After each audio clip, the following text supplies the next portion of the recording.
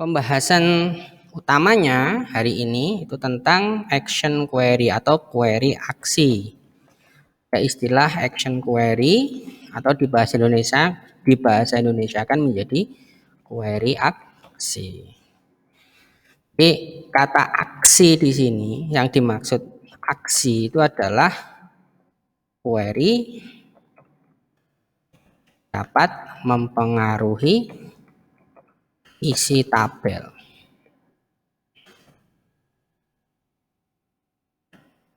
Sumber atau yang ditunjuk.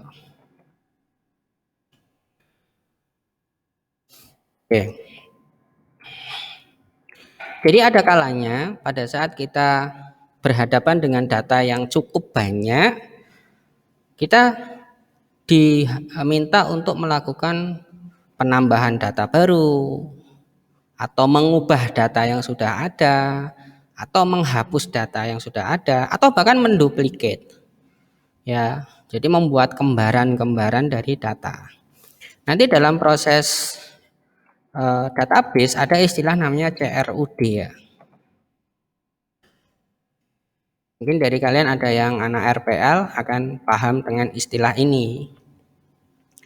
C-nya itu create, R-nya itu read, U-nya itu update, kemudian D-nya itu delete.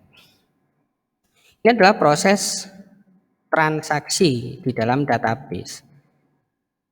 Kata-kata transaksi yang saya baru sampaikan itu bukan jual beli ya, tetapi proses untuk mengolah data di dalam database, menambah data, berarti itu create, menciptakan.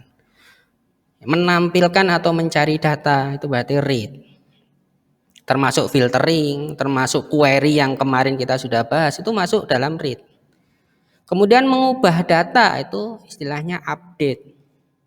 Dan menghapus data itu istilahnya adalah delete. Itu semuanya masuk dalam proses transaction database. Transaction istilahnya atau transaksi. Lah, query aksi yang akan kita bahas hari ini itu menyinggung proses CRUD ini. Jadi dengan query kita bisa melakukan proses create, dengan query kita bisa melakukan proses read, update dan delete. Karena kemarin yang sudah kita pelajari query-nya itu hanya query satu arah. Kita buat untuk dimunculkan, selesai. Itu yang kemarin ya. Yang akan kita pelajari hari ini enggak, kita buat, bisa kita munculkan dan bisa kita gunakan untuk mempengaruhi isi tabel. Misalkan saya membuat query untuk apa? Untuk menghapus data. Nanti itu bisa. Jadi query yang fungsinya untuk menghapus data. Kenapa Pak? Menghapus data saja kok pakai query, kok ribet? Ada yang bisa menjelaskan nggak kira-kira? Bayangkan nggak? Kenapa harus membuat query hanya untuk menghapus data? Misalkan saya punya tabel barang, saya pengen menghapus kan tinggal gini aja Pak, disorot misalkan, kemudian tekan delete di atas ini atau tekan tombol delete di keyboard. Persoalan kan selesai Pak, atau klik kanan gini delete, kan selesai Pak. Kenapa harus repot-repot menggunakan query? Ayo, siapa yang bisa ngasih penjelasan? Yang bisa bayangkan? Ayo. Kita ingin menghapus data yang data itu mempunyai syarat tertentu. Misal kalian kerja di perusahaan, datanya itu tidak hanya 20 baris.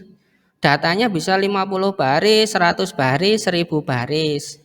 Kemudian Anda diminta, sekarang ada omongan seperti ini misalkan.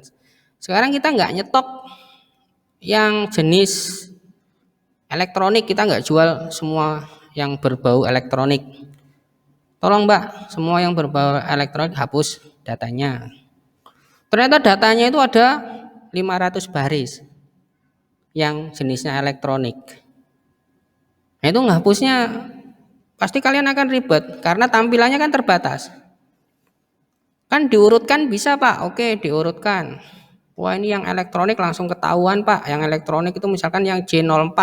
Oh ini Pak misalkan. Iya, kalau 3 baris saja, kalau 500 baris ternyata. Nyorotnya ya berkali-kali.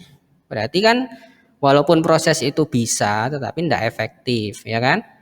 Nah, dengan query delete nantinya, query aksi yang disebut dengan delete query, kita bisa membuat query dulu. Query-nya itu fungsinya untuk menemukan barang yang akan dihapus. Setelah ketemu ini loh yang mau dihapus, kemudian kalian lakukan penghapusan dari situ, maka semua yang data barang yang sesuai dengan kriteria tadi akan langsung hilang. Termasuk juga nanti kalau pengen mengupdate atau menambah data. Oke ya.